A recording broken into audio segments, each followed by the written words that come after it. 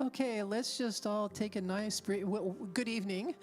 And let's all take a nice deep breath and just allow the music to take us into our heart center.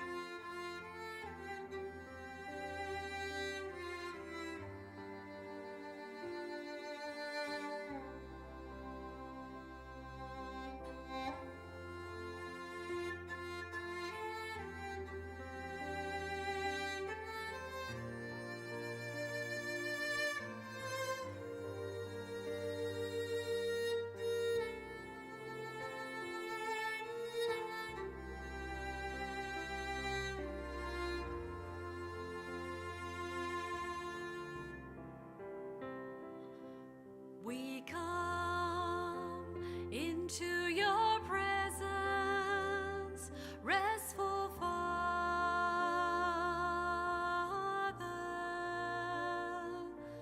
We come into your presence, coming Son.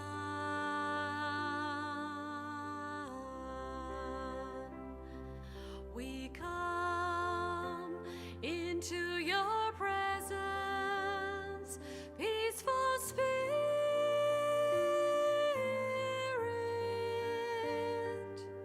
May we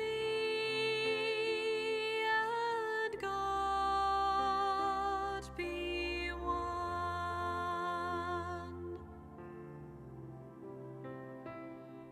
We come into your presence, restful Father.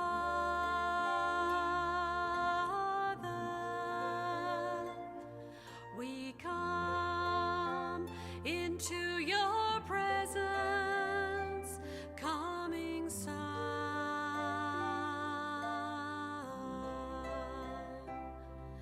We come into your presence, peace.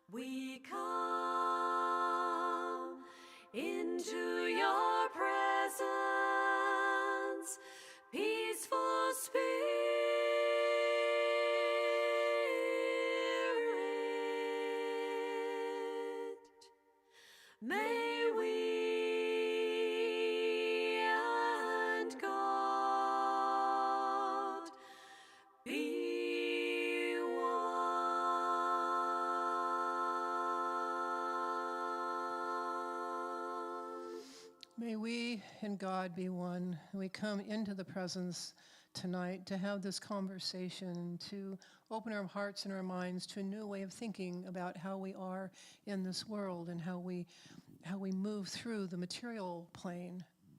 And we give thanks for the opportunity to be together, and I give thanks for Reverend Donna Apidone having done these 4 weeks with me. And we just say thank you, God. Amen. Amen. And thank you, Reverend Donna Apidone, for... It's been quite a journey. It has. Yeah.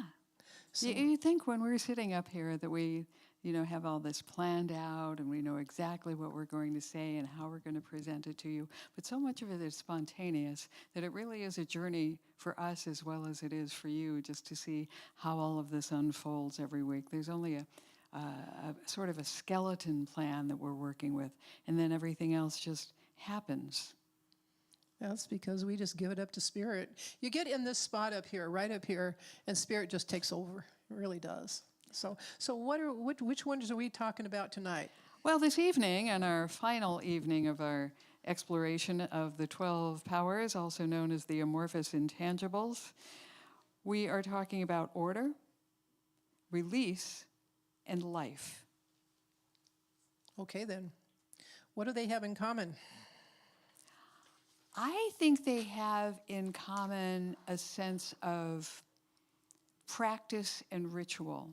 Maybe more, it strikes me more than the previous 9, that with order, with release, with life, there are rituals around these.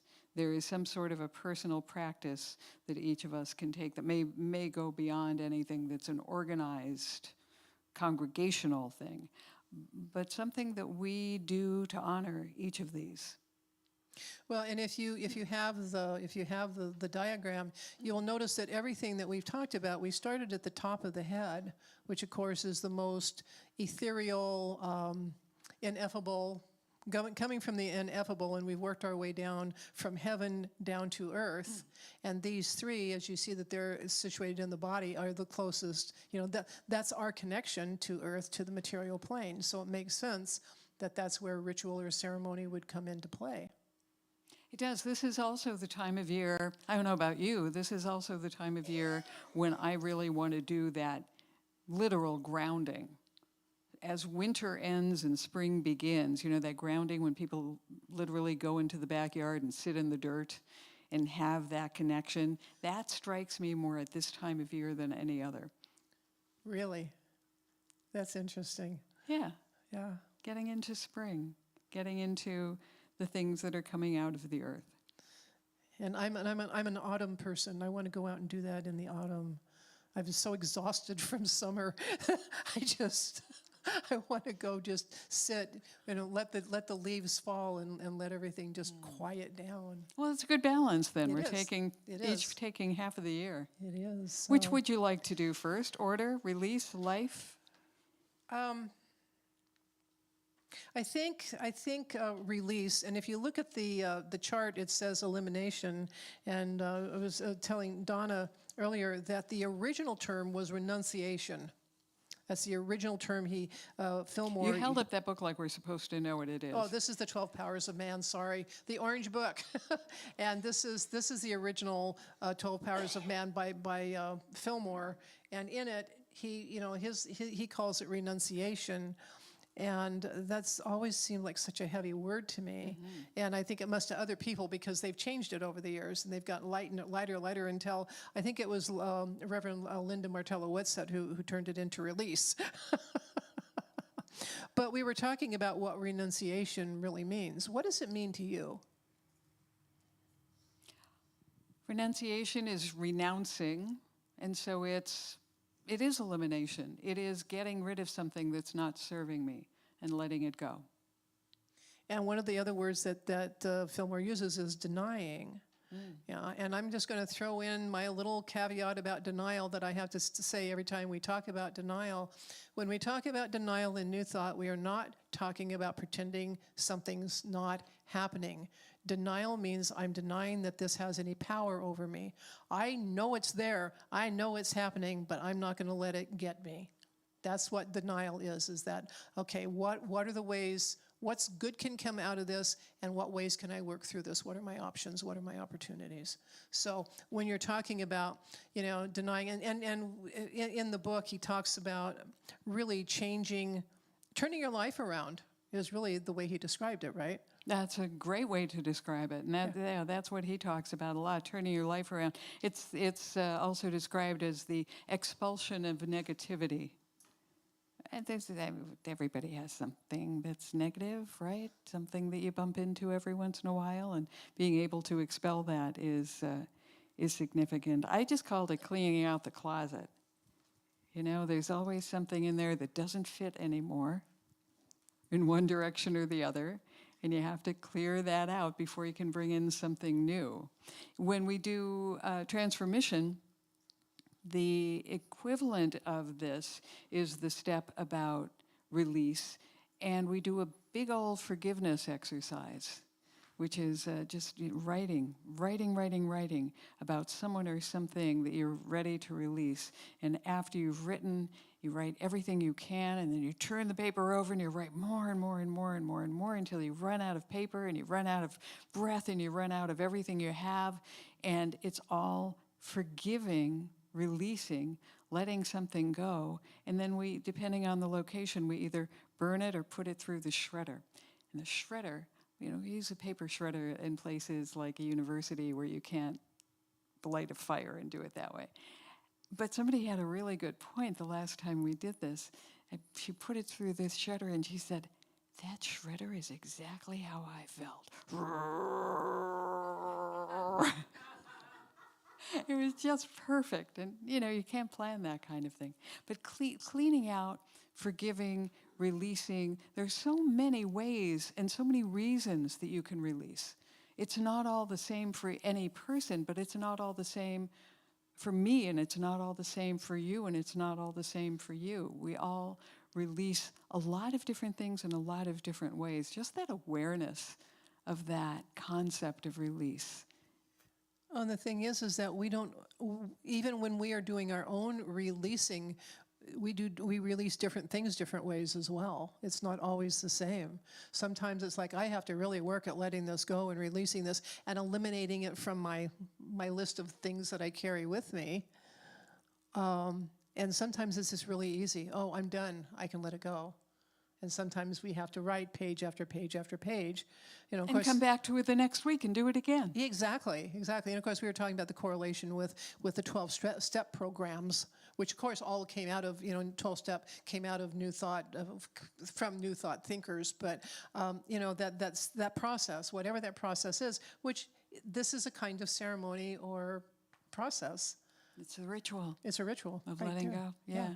And it's a ritual that doesn't just exist for us in this room. It doesn't just exist in New Thought. It exists in maybe all of the world religions, but a couple of them that came to mind that I wanted to mention are in Buddhism, nirvana is really a letting go.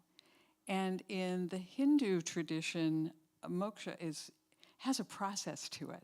And I'd heard about moksha, but I didn't understand the process until very recently. There are four elements in this release. First, devotion, and then knowledge, then selfless service, and then meditation. Devotion, knowledge, selfless service, and meditation. I can see how all of that plays into release. And I wonder how I've ever really released anything before without knowing about those 4 steps. Maybe I haven't released things as clearly as I could now that I understand those. Or maybe it just gives you a clearer understanding of what it is that you were doing, because, when we're really ready to release something, we just do. And yes, maybe we have to work at it because it's been stuck so long. But I think when it comes down to it, it's natural for us. It's like, I'm tired of this. I don't want to feel like this anymore. There was somebody in some group that I was in said that they'd gotten divorced, and they'd been divorced for years and years and years, and they were so bitter and so resentful. And they woke up one day and they just said, I don't want to feel like this anymore. and they just stopped. They had sort of worn themselves out, I think, in that. But they just, it all came down to nothing to do with anybody else. I don't want to feel like this anymore. And it went away. It's interesting, too, how many workshops I've led where somebody comes to this point in a process and says, okay, I can see that there are things I want to release. I can see there are emotions I want to release. I can see there are places I don't want to go anymore. But when it comes to people, like, what if it's somebody you're married to who you want to release?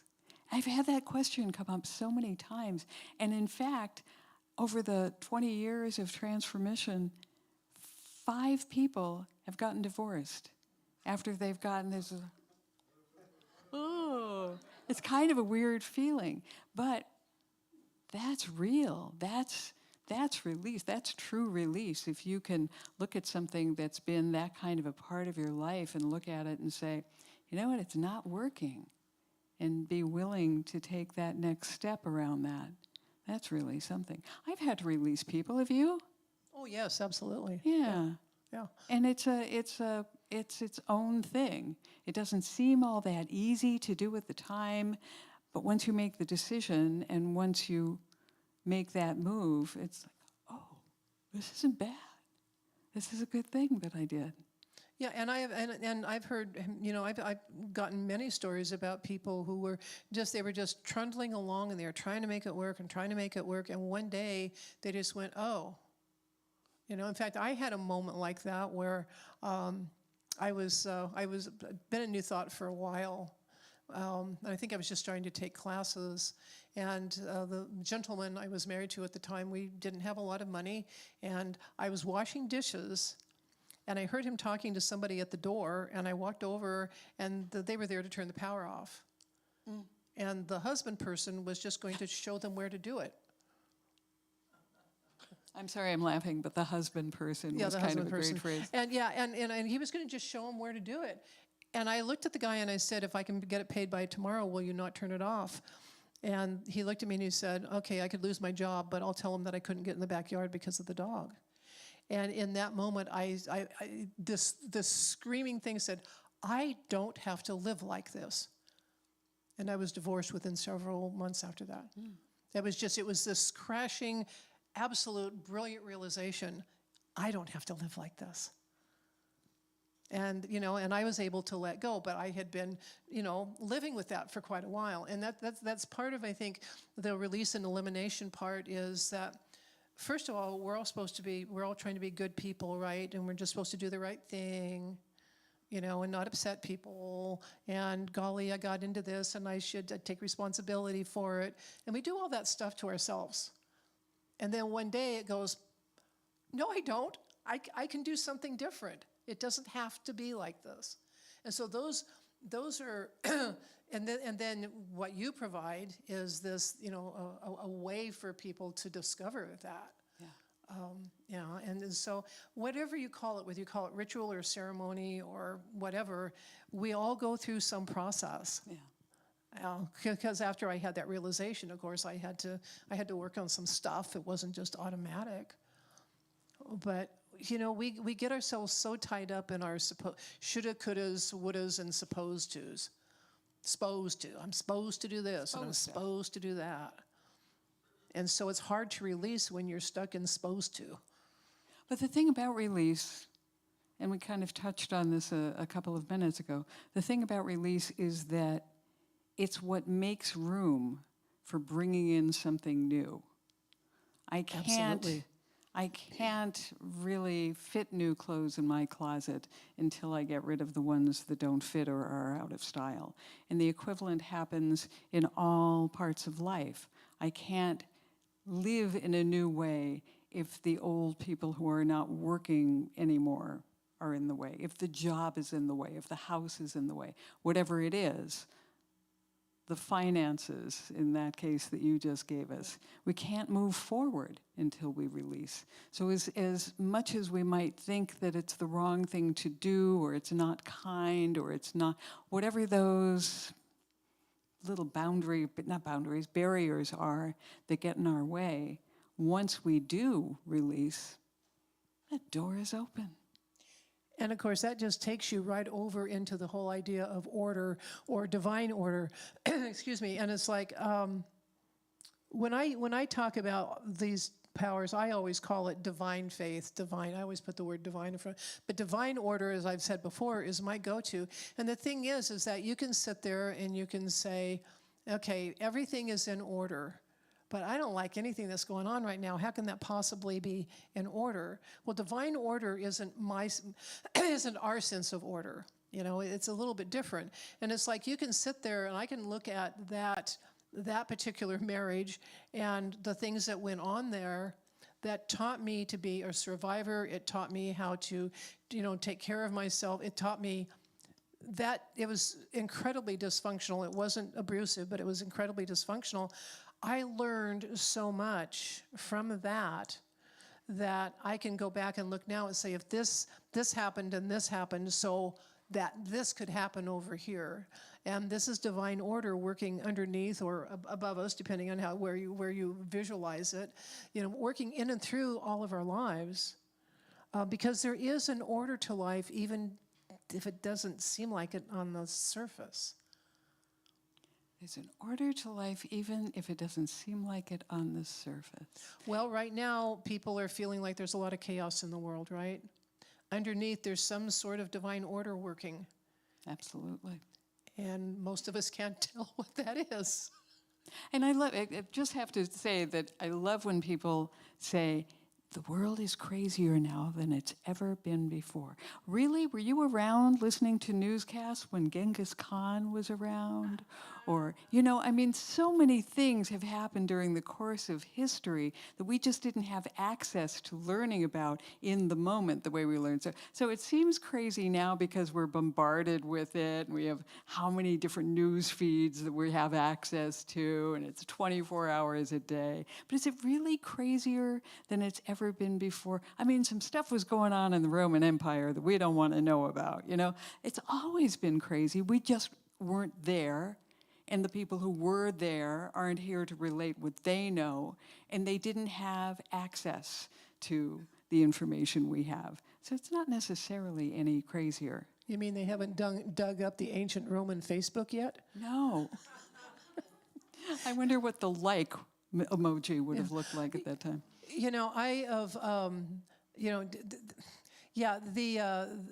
The 24 hours news cycle was what really, I think, has been our undoing in so many ways.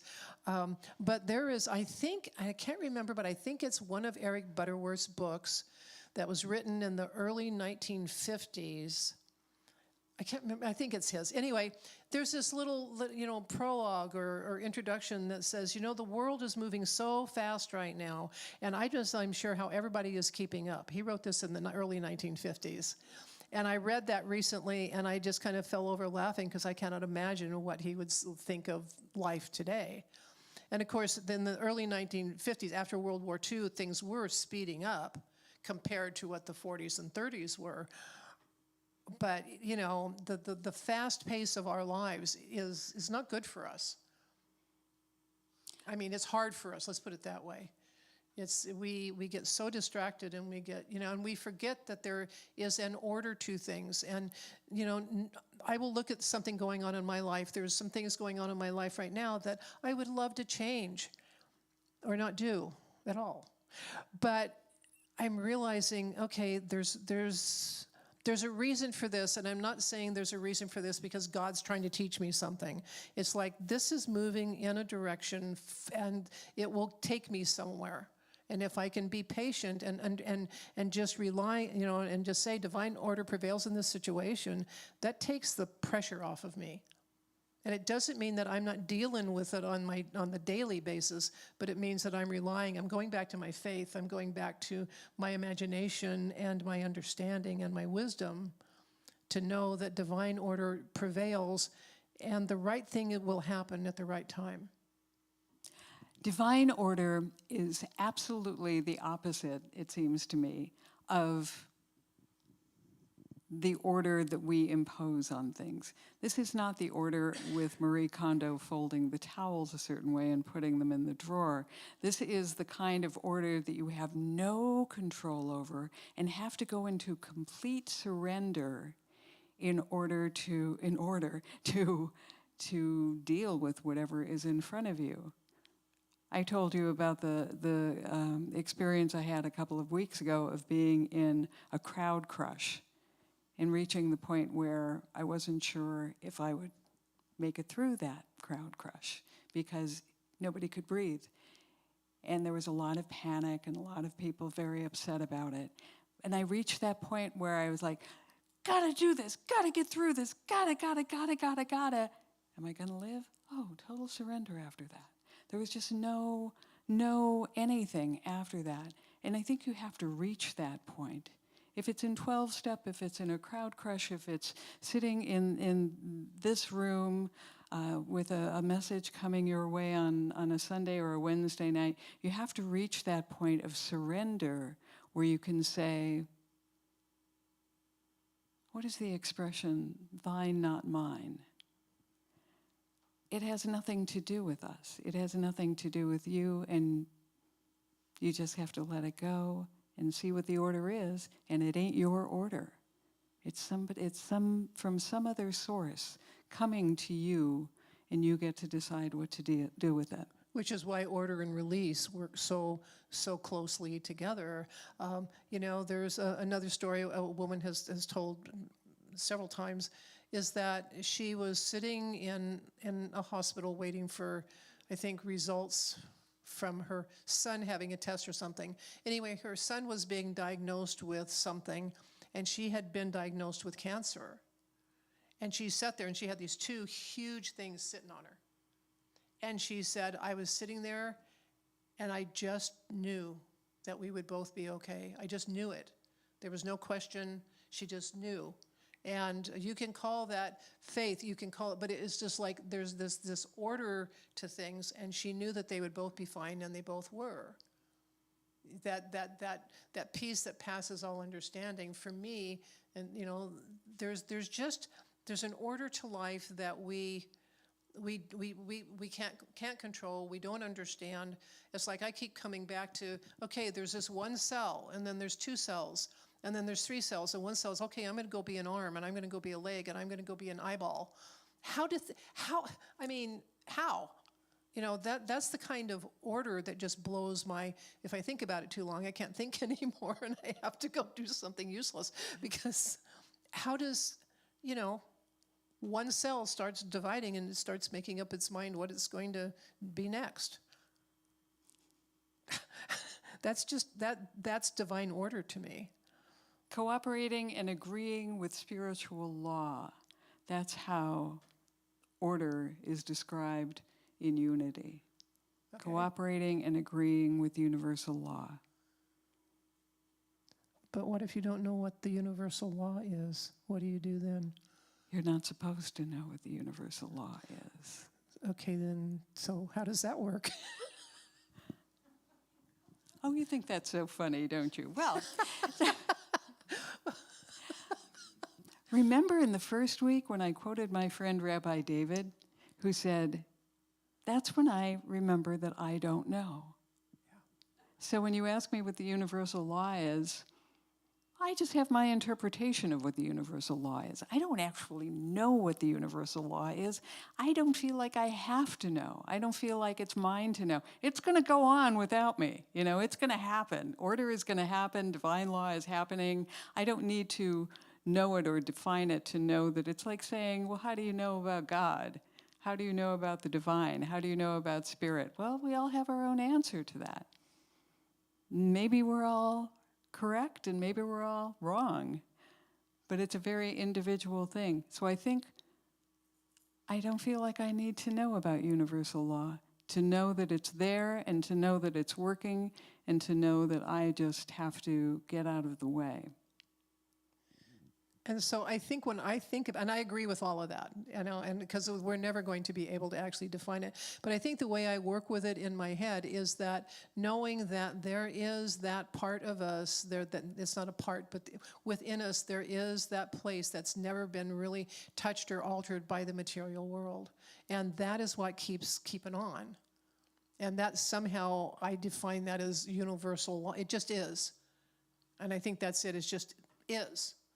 And there's no defining it. There's no saying, it's just, I'm in the isness. I'm in the isness business. Yes, the isness business. I'm sorry. You know what it also reminds me is it's a parallel to me. It seems like a parallel to the scientific statement that humans only use 5 or 6% of our brain power. Well, first of all, how do they know that? They're wrong.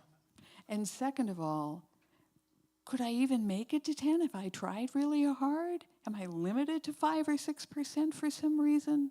What are the possibilities here? What are my options? What is the possibility with all of this? And it feels like that with universal law. Like we only know or understand this little tiny piece of what we think universal law is. But how is it measured, and what is it capable of, and what are we to do with it? And I'm seeing a lot of things out there now about how limited our vision is that there's so many different wavelengths and whatever that our vision doesn't catch. And there's one that says, and I don't remember all of the technical terms, but it says that tigers look orange and black to us. They look green to deer because our eyes are built differently. And so they see the world completely differently than we do.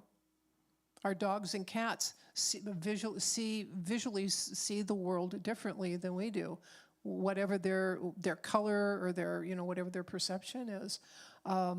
It's like I've recently found out that they have these fountains, especially for cats to drink out of, and it's because cats really can't see standing water. And since I got a fountain where there's running water, my cats drink more water. I wouldn't need that. So, this universal law is, and I still struggle with the word law anyway, but it just means something that doesn't change. And I think maybe that's when I go back into this part in me that never changes no matter what. Because even when I was an odd kid, I know that would surprise some people, but, I would sit and try to imagine myself not being me when I wasn't, when I was really young. And I can't ever get there. There's always there's something about me that's always been.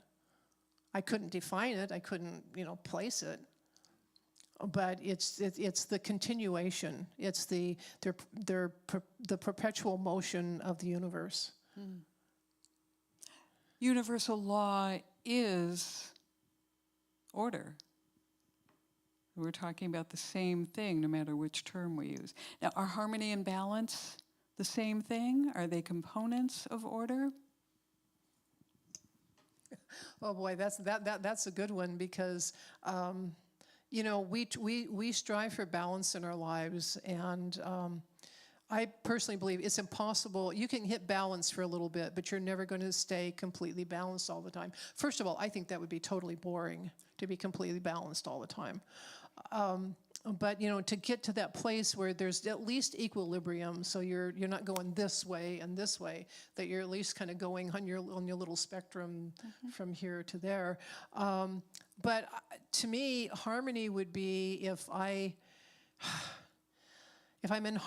feeling like I'm in harmony with the universe, then I can accept that divine order is prevailing, even though I don't necessarily like what's going on right now. Yeah. And I would and see, that's where we also get to, make the choice of do I want to try to make a change in my life? We're talking about in the release process. I consciously want to change this. Mm-hmm. Sometimes you get to write it out. Sometimes you can take action. And sometimes doing nothing is the action you need to take. And as we're talking about harmony and balance, I'm realizing that that is also part of the surrender. You can't really have control with harmony or with balance. You have choices you can make, but you can't be in charge of harmony. You can't be in charge of balance. I don't know that we've really actually talked much about control as such in any of these conversations. And, back up when we were talking about will, I think that's, when I think about control, it's like trying to control the outer, trying to make the outer be the way I want it. The inner control is about making that choice. It's not I'm controlling myself by repressing myself. The control is in making my choices based on what I'm seeing and what I'm feeling and how I feel like I'm being led. And relying on divine order to show me the way. I had a mentor for a number of years who is a delightful person. He's still a delightful person, who is now a retired Unity minister. And if I would ever say, I lost control, he would say, when were you really ever in control? And I like that. I like that attitude. I like that. There's balance for me in that reminder that, oh yeah, I just think I'm in control. I'm not really in control. But there is, I think, a sense of... But there are choices that I make. There are choices that we make, but I also think there's this sort of sense of, I don't know if the only word that's coming to me right now is autonomy. It's just like, in November, my husband was in the hospital for, a week or two, and then I picked him up and we're driving home, and it's like, I'm driving, and let's just say he was making suggestions. And I just looked at him and I said, I realize that you have felt like you've lost all control of your life. And I understand that this is one of the ways that you're trying to establish some control. Stop it. And I've watched him as he's gone through his health challenges, is that he loses his autonomy. He loses his choices. Yeah. When he's when anybody does, when your health starts to go, or whatever, that he had no choices, and so he was trying to regain some of that for himself, which I think is somewhat different from being in control. Yeah, it is. But you notice that his control did not change your driving. Oh heck no. See, yeah. So he wasn't. He was trying to re-engage with his control, but it made absolutely no difference in his environment. Although what it did do is it made me think about what he was really doing, and instead of getting mad at him and saying, just let me drive, I was finally, because we'd been through this a few times, I finally realized what it was, what he was doing. And so I just said, I get it, you've had no control over your life for the last however many days or whatever. And then it became harmony between the two of you. It got better. And balance. No, he quieted down, and but all of that, watching someone go through those kinds of illnesses always brings me back to the most important thing is dignity. Mm-hmm. But that also has to do with order, and to really think about what's going on with the person, and not in terms of, oh my God, they're sick and whatever, but what do they need? What is, and allow the order to guide me to doing the thing that the person needs, or that I need to survive dealing with the person's what they need. I mean, because it's everything is so multi-layered, and then we have the distraction of the world out there. And yet, that's a good way to look at the world. It's just a distraction. It is. I like that. It is just a distraction. Yeah. It's a good reminder. Yeah. That's all it is. Yeah. Somebody said something the other day about they had asked someone where they were from, and the person says, I'm just passing through. And she was really fascinated by that, because it hadn't occurred to her that, and I'm probably one of those people who's just passing through. Mm-hmm. Well, we all are. We all are, but some of us are more aware of it. So some of us are more grounded in, this is where I live, and this is where I come from, and this is where I belong. And That's a very American thing, too. If you go to other parts of the world and you say, who are you? They won't tell you what they do for a living. They won't tell you what part of town they live in. They'll tell you something about themselves. Really? Yeah. Yeah. That's interesting. Yeah, well, we Americans are unusual. But, order is, okay, if you really want to look at divine order, no matter what's going on, we get up in the morning, there's sunlight. We go to bed at night, there's the moon, there's the stars, whatever is going on. I mean, there is a very consistent energy that never changes, never stops. And when you start back up and look at it from that perspective, then I'm just part of that order. I'm just a cell running around in the bigger organism. I think about that when I go to the ocean. And I sit there and I look at the waves coming in, and I think, this has never stopped. This has been around for how long? And it'll continue to be around for how long? Just that endless cycle of waves coming and going. And the beauty of that, and the reflection in it, and the way it's so mesmerizing, and has been enjoyed by generations. And the order of people, it, because the it can be order. completely mapped out. You know exactly where the tides are. You know exactly where the currents are. Right. In all the murder mysteries where they're trying to find out where the dead body came from. Okay, it was thrown in the stream up here, and this is how the currents, I mean, and there is an absolute order to nature. Why would there not be order to us?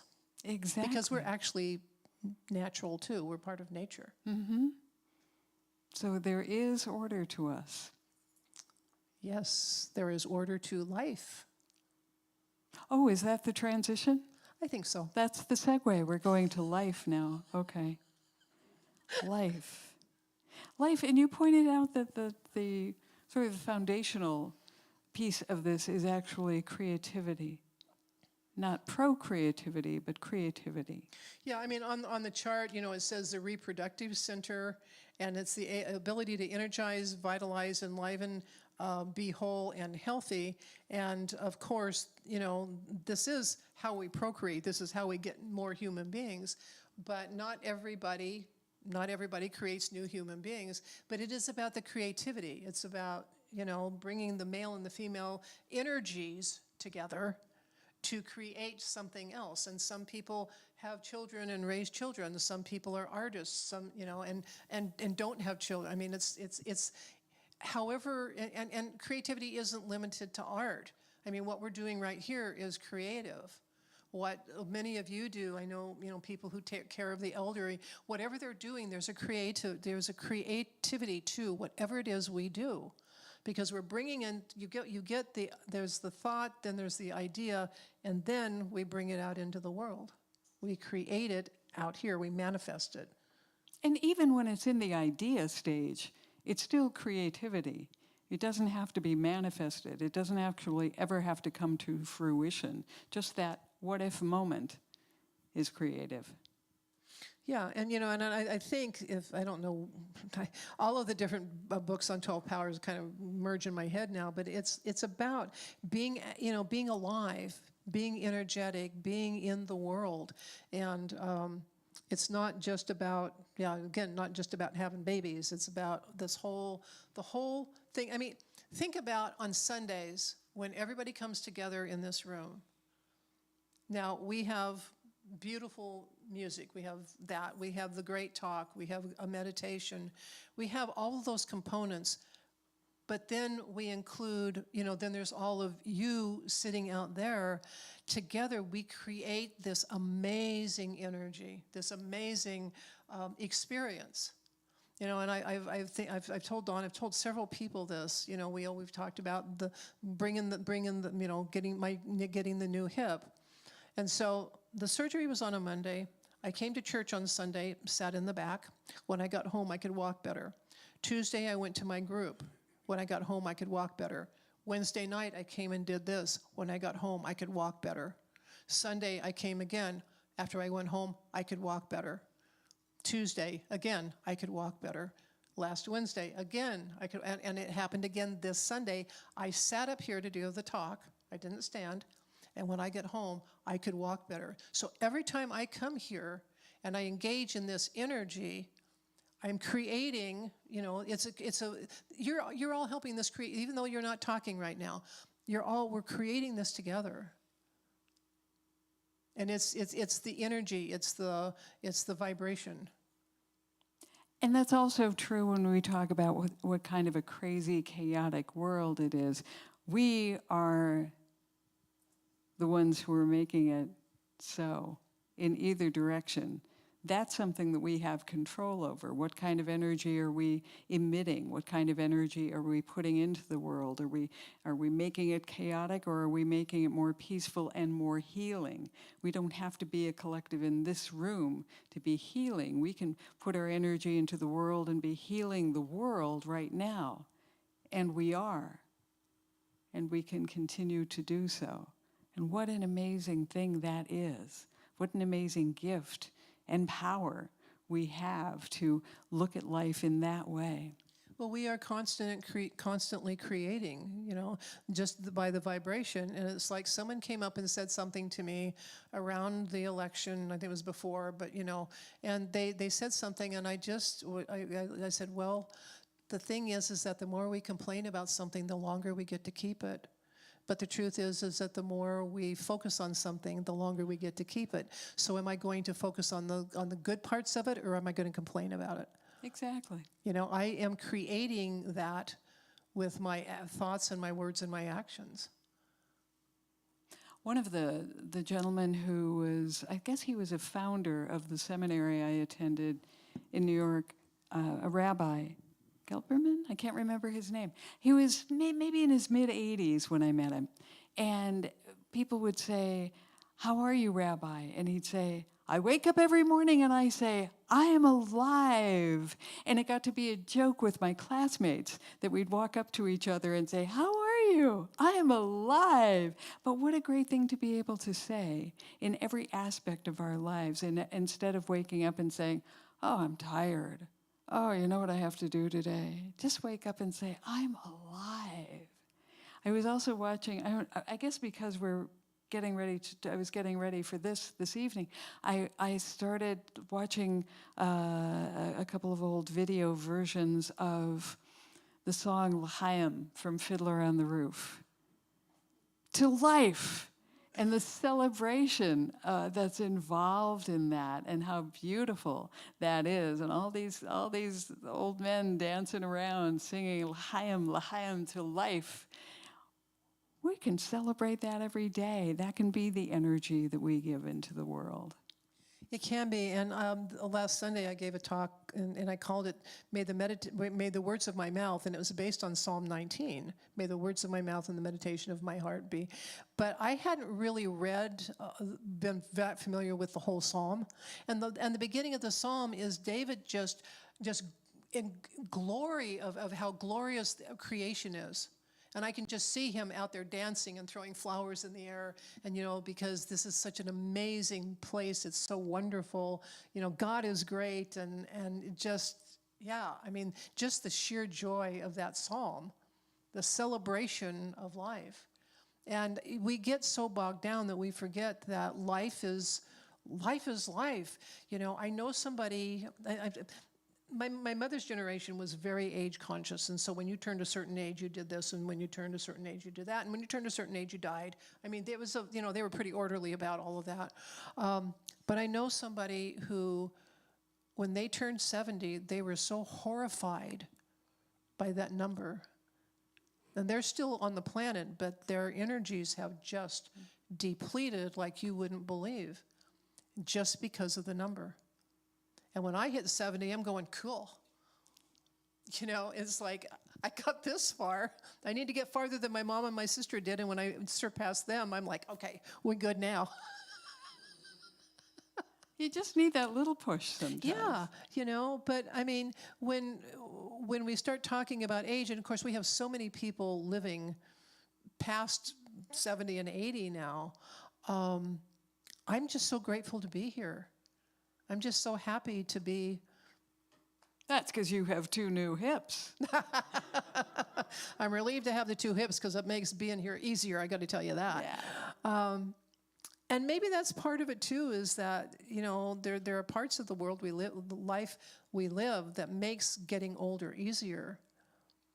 But, okay, so if we go back to order for a minute, it's like as we get older, so typically Unity churches have an older congregation. In 1975, the average age was 42 in the congregation I was in. So that was considered older. And part of that is because of the kind of thing we teach. What we teach is very difficult. This is a very difficult spiritual path because you get to do it yourself. We're here to support and love, but this is a do-it-yourself kind of thing. And who has time to do that when you're doing a career, raising kids, all of that? And so part of that is this, part of the order of it is that we, as we get older, we have more time for this. I ran into some woman in Hawaii. She had a little tent set up on one of the back roads in Kauai, and she was doing healing work. And I cannot remember what her method was, but she said she was getting ready to try to get some more training, but they wouldn't even talk to you until you were 60. Because they did not feel that you had the experience. And so what is the divine order that is keeping a lot of us here longer? Are we, here to bring more wisdom? I mean, if you really think about, if you start really considering, and we have more time to be creative in different ways. I don't know where all that came from. I don't know where it's going. I don't either. But it's the creativity. So life, elimination, you get rid of this junk in your life, and then you start to understand that divine order is prevailing in everything, even if you don't understand it, which gives you the freedom to be more creative. Maybe that's where it's all going. And if we, are we ready for questions, or do you have more? Yes. Okay. No, I have no more. Okay, questions, comments, short ones. Any thoughts? I'll be nice. You're always nice. Oh, thank you. I love that, what you said about aging. As men and being part of 2 men's groups, we kind of embrace even those words. We take those words and say and use them humorously. When we're in our 50s, we're old farts. In our 60s, we're geezers. And when we hit 70s, we become codgers. But we look at it humorously until we hit curmudgeon, and then it's not so funny. But we're okay with that. We will embrace that and say, we're really men of wisdom. And when we embrace who we are, there's a lot to say about, that we have something to share and give back. So honor the elders. What that just triggered in my head was that, how we talk about sometimes the wisdom that comes out of the mouth of children, and then we grow up and we become idiots for a while, and then we live our lives, and then we get old and we get wise again. That's another level of divine order, as we kind of go through these different phases. Good point about except for the curmudgeon thing. There's got to be something else for over 80 besides curmudgeon. Good point, thank you. Yeah. Any other comments or thoughts? Patty? Oh. Well, in the beginning of the Bible, didn't a lot of people live to be like 900 years old and 700 years old? Those were dog years. I don't believe that. I think that I think a lot of that is metaphorical, and it's like that they were very old, but I doubt very seriously that they really lived 900 years. But yes, they became old, and then somehow we started dying younger again. Well, I don't know. Well, that it explains in the Bible how we started getting dying younger by eating meat and by our diet, and look at what we're doing now. Yeah.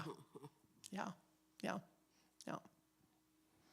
Age is so interesting too. I'm working with a group that's trying to merge the over 60s and the college age people, trying to bring those two groups together to eliminate isolation and loneliness. But in doing so, trying to understand that just because we're at the elder age doesn't mean we're smarter than they are. How to give them agency and how to bring out their wisdom so they feel that they have something to offer the elders as well. Also, the difference between an elder and an aging person. There's a leadership role there that's very subtly explained, but very important in our culture and how we deal with age. Boy, I got way off topic there, sorry. Well, we're in question and answer though, so we're fine. I mean, the thing is that I know some other people who are trying to bring the generations together, because this generation bashing is not good for anybody. But I completely lost what I was going. You were talking about the wisdom and the when I went back to college when I was 52, and I was a much better student, and often we are. But what it was explained to me is that young people learn faster. They learn they learn the topic faster, but older students integrate it better because we have more experience. And so if you could bring those two conversations together without the elders going, you have to be this way, and the young ones going, you don't know what you're doing, so that we can have that conversation of, and I every once in a while I'm in a grocery store and somebody will do something and I'll say, well, I'm really tempted to tell an old person story right now, but I'm not going to. And they just look at me.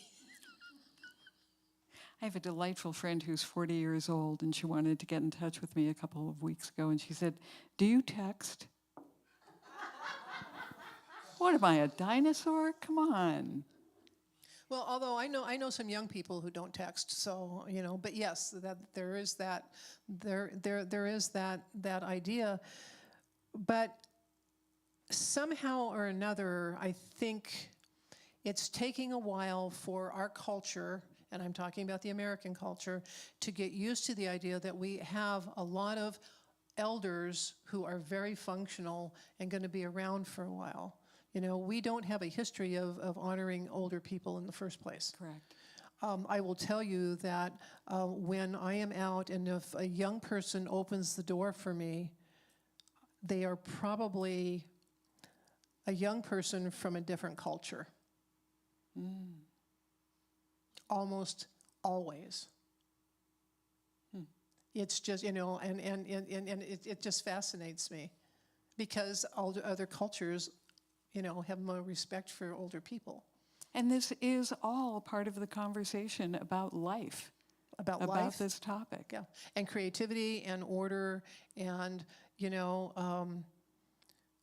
it's like, I don't know. It's like we're all here right now because of things that happened before. And we're all going to go out and something's going to happen that has some relationship to what happened tonight. There's going to be some connection somewhere along the line, whether it's, oh, I heard that when they talked about that, or you might do something different. I mean, everything is everything is interconnected, and you can't do something without affecting something else. And so this whole thing of 12 powers, this is a way of describing how the energies work in our body. It's not about, and in our lives. It has a very definite effect on our body. If the energies are out of whack, we will break our, we will get sick, or something, else will happen. Or we just might not feel good. We might feel out of balance or unhappy. But if we can step back and look at the base, our base, our groundedness of the release and the creativity and the order. We live in a material world. We're meant to live in a material world, but we can also live as spiritual beings at the same time. Makes me want to go home and sit in the dirt. Okay, all right. Thank you, Donna. This has been a blast. We'll need to do something I've else learned again. a lot. I have too. And Mostly like I don't know what's going to come out of my mouth sometimes. I've learned that, but we deal with that. so we have quite a lineup for Wednesdays coming up. Next week is the birthday bash. And it's also Ash Wednesday. So we will have the birthday bash is not going to be till 7:30. It's going to be from 6 to like 6:45 because we have the Ash Wednesday Phoenix Rising ceremony. Reverend James and I are going to be doing that, and we have Ann Roach and Paula for the music, and we don't often get Ann for Ash Wednesday, so I'm excited about that. So join us for that. Oh, I love the typo on that one. I guess I'll fix that before Sunday. And then the next week is when Reverend James is starting his class, and he is going to be doing a 4-week Bible class on Revelation. How many people came to his other Bible class? Yeah, well, this is going to be a blast. I can hardly wait to see what Reverend James Trapp does with Revelation. And that's on Zoom as well as in person? Yeah, well, no, you know what? I don't know if we're going to live stream it or not. I need to find out because it's maybe we do, but it's hard to because the way he does it is he does a lot of breakout groups. Oh, okay. And so if you've got 40 people in the room and they're all doing breakout groups, so we need to discuss that. But we will record it. And so great. it will be recorded and some people could watch it. But this is really, really with Reverend James, it's an in-person class. That's the best way to do it. So just keep that in mind. And then, what do we have next? It's time to, I don't see any newcomers in the room. I think you've all been here before. Welcome. And so we have the opportunity to support Spiritual Life Center. And so if you're watching us online, you can text to SLC Love 44321. You can go to our website, click on the donate button, and of course you can always mail in an offering. And if you're with us here in person tonight, let us just hold up our offering and we say our blessing. Divine love, as me, blesses and multiplies all that I am, all that I have, and all that I circulate. Thank you, God.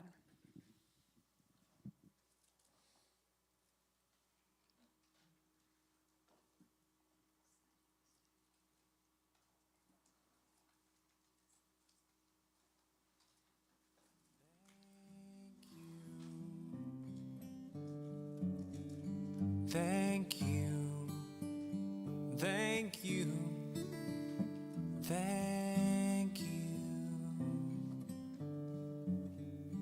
thank you, thank you, thank you, thank you, thank you, thank you.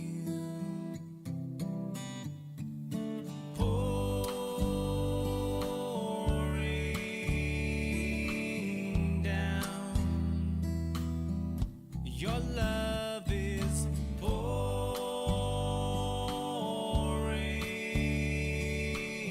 down.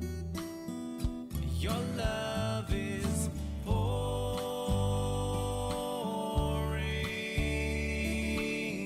down. Your love is pouring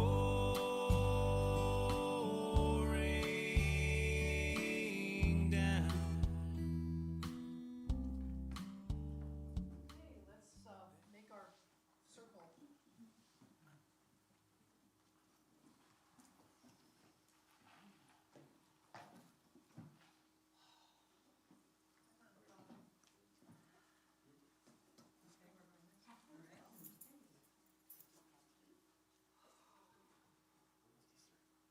Thank you all for coming out, and thank you,